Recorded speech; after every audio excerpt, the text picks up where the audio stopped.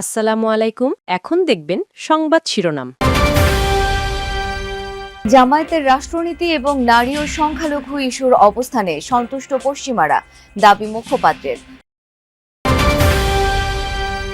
নাগরিক সুবিধায় পিছিয়ে থাকা ঢাকার নতুন ৩৬ ওয়ার্ডে নির্বাচনী হাওয়া, প্রার্থীদের অঙ্গীকারে পুরোপুরি আস্থা না রাখলেও পরিবর্তনের আশায় ভোট দেবেন বাসিন্দারা। ডাক্তার শফিকের অ্যাকাউন্ট হ্যাকের ঘটনায় আটক ব্যক্তির সংশ্লিষ্টতা পেয়েছে ডিবি। জামায়াত নেতার নির্দেশে লক্ষ্মীপুরে ভুয়া সিল তৈরি, আদালতকে জানালেন আটক ব্যবসায়ী। অন্তর্বর্তী সরকারের আমলে রাজনৈতিক বিবেচনায় হাজারো গ্রেপ্তার, হচ্ছে না জামিন, প্রতিবেদন হিউম্যান রাইটস ওয়াচের। মানবাধিকার সংস্কার বাস্তবায়নে হিমশিম অবস্থা। এতক্ষণ দেখছিলেন সংবাদ শিরোনাম, এখন দেখবেন বিস্তারিত। রাষ্ট্র পরিচালনার নীতি কৌশল সহ নারী ও সংখ্যালঘু ইস্যুতে জামায়াতের অবস্থান জানতে চান পশ্চিমা কূটনীতিকরা। সেই অবস্থান স্পষ্ট করা হয়েছে এবং তাতে বিদেশিরা সন্তুষ্ট, দাবি দলটির। মুখপাত্র এহসানুল মাহবুব জুবায়ের বলছেন, ভারত সহ সব দেশের সাথেই আত্মসম্মান এবং মর্যাদার ভিত্তিতে ভালো সম্পর্ক চায় জামায়াত।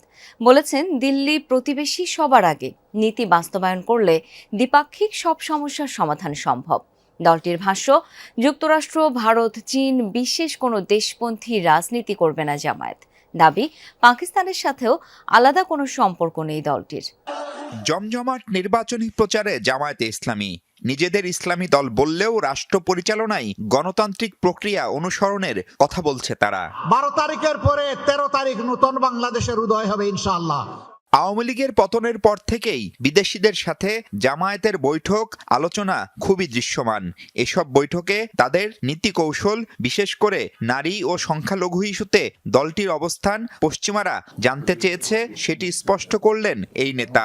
জামাতের পলিসি, ওমেন্স পলিসিটা কি হবে, মাইনরিটি পলিসিটা কি হবে, ফরেন পলিসিটা কি হবে, বাংলাদেশ জামাতে ইসলামী বাংলাদেশের দায়িত্ব পেলে আমাদের সরকার ব্যবস্থাটা কি ধরনের হবে, এগুলো তারা আমাদের জানতে চেয়েছেন এবং এগুলো নিয়ে তাদের সাথে আমাদের অনেক দফা আলোচনা হয়েছে। তাদের আলোচনা, তাদের কাছে বিষয়গুলো ক্লিয়ার হয়েছে। সরকার গঠনের সুযোগ পেলে শরিয়া বা ইসলামী আইন দলটি বাস্তবায়ন করবে কিনা তাও বুঝতে চেয়েছেন বিদেশিরা।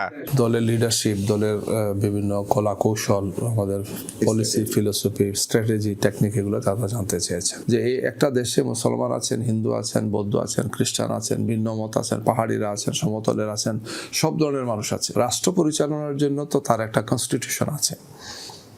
এই কনস্টিটিউশন অনুযায়ী দেশ চলবে, এটাই তো চলে আসছে, আমাদের এটা চলতে থাকবে আর কি। এই জন্য এই সমস্ত বিষয়গুলো আমরা। রাজধানীর 2 সিটি কর্পোরেশনের সাথে সংযুক্ত নতুন 36 ওয়ার্ডের মানুষ কাগজে কলমে রাজধানীবাসী হলেও নাগরিক সুযোগ সুবিধায় এখনও পিছিয়ে পড়াদের দলেই। নির্বাচন সামনে রেখে প্রার্থীরা এসব এলাকার মানুষকে দিচ্ছেন দীর্ঘদিনের সমস্যা সমাধানের প্রতিশ্রুতি। ভোটাররা এসব অঙ্গীকারে পুরোপুরি আস্থা রাখতে না পারলেও আশাবাদী।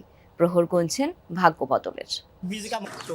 80 বছরের এই বৃদ্ধের ক্ষোভ সেই সব জনপ্রতিনিধিদের প্রতি যাদের কারণে ত্রিমোহনীর এই বাঁশের সাঁকোটি এখনো ব্রিজে রূপান্তর হয়নি।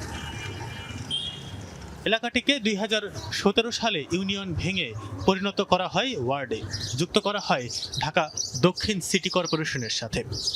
প্রতিদিন কয়েক হাজার মানুষ পার হয় ত্রিমোহনীর এই বাঁশের সাঁকোটি দিয়ে।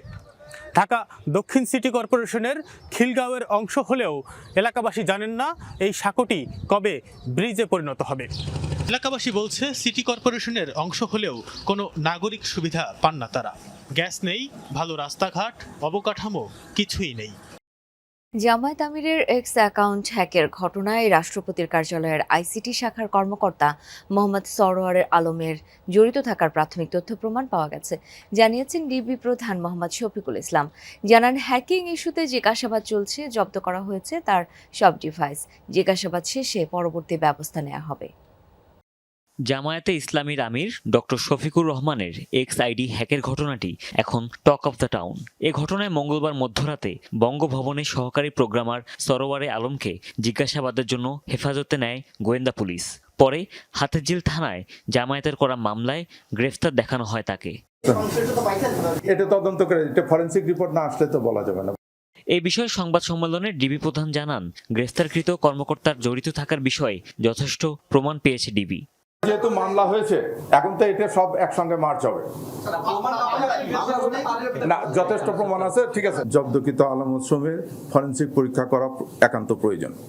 বিশেষজ্ঞের মতামত প্রাপ্তির সাপেক্ষে লক্ষ্মীপুর পৌরসভার 4 নম্বর ওয়ার্ড জামায়াতের সাধারণ সম্পাদক শরীফ হোসেন সৌরভের নির্দেশেই ভুয়া সিল তৈরি করা হয়েছে বলে স্বীকারোক্তিমূলক জবানবন্দি দিয়েছে গ্রেপ্তারকৃত ব্যবসায়ী সোহেল রানা। বুধবার বিকেলে চিফ জুডিশিয়াল ম্যাজিস্ট্রেট আদালতে 164 ধারায় জবানবন্দি দেয় ব্যবসায়ী সোহেল। এর আগে সদর মডেল থানায় সিল ব্যবসায়ী সোহেল রানা সহ জামায়াত নেতা শরীফ হোসেন সৌরভের বিরুদ্ধে মামলা হয়। সোহেলকে গ্রেপ্তার দেখানো হলেও সৌরভকে ধরতে অভিযান চালাচ্ছে পুলিশ।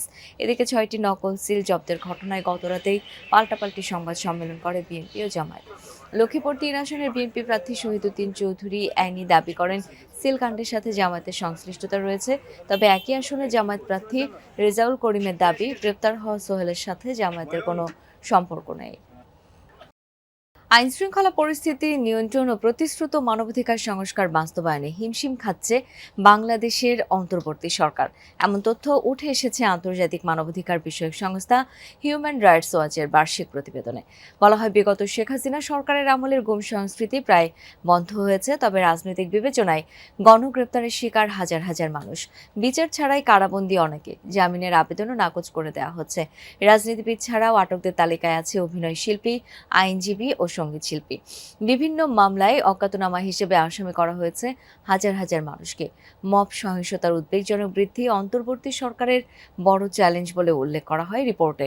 2024 জুন থেকে গত বছর আগস্টের মধ্যে মব সহিংসতায় কমপক্ষে 124 জনের মৃত্যু তথ্য জানায় HRW। নারী অধিকার ইস্যুতেও উদ্বেগজনক পরিস্থিতি তুলে ধরা হয়। দক্ষিণ কেরানীগঞ্জ থানা যুবদলের সাবেক সহ সাংগঠনিক সম্পাদক আরিফুজ্জামান কামালকে কুপিয়ে আহত করেছে দুর্বৃত্তরা। বুধবার রাতে তাকে উদ্ধার করে ঢাকা মেডিকেলে নেওয়া হয়। পরে চিকিৎসকদের পরামর্শে ভর্তি করা হয় পঙ্গু হাসপাতালে। স্বজনরা জানান, একরিয়া গ্রামে কাজ শেষে বাড়ি ফিরছিলেন কামাল। এ সময় 7 থেকে 8 জন দুর্বৃত্ত মোটরসাইকেলে এসে তাকে এলোপাতাড়ি কুপিয়ে চলে যায়। পরে স্থানীয়রা তাকে উদ্ধার করে হাসপাতালে নেয়। চিকিৎসক জানিয়েছেন, কামালের হাতে ও পায়ে গুরুতর জখম হয়েছে। স্বজনদের দাবি, কামাল ঢাকা 3 আসনে বিএনপি প্রার্থী গয়েশ্বর চন্দ্র রায়ের সমর্থক। নির্বাচনের আগে রাজনৈতিক প্রতিহিংসার কারণে সেই আসনের জামায়াত প্রার্থী শাহিনুর ইসলামের লোকজন তার উপর এই হামলা চালিয়েছে বলেও দাবি তাদের। এ ঘটনায় এখনো কোনো মামলা করা হয়নি।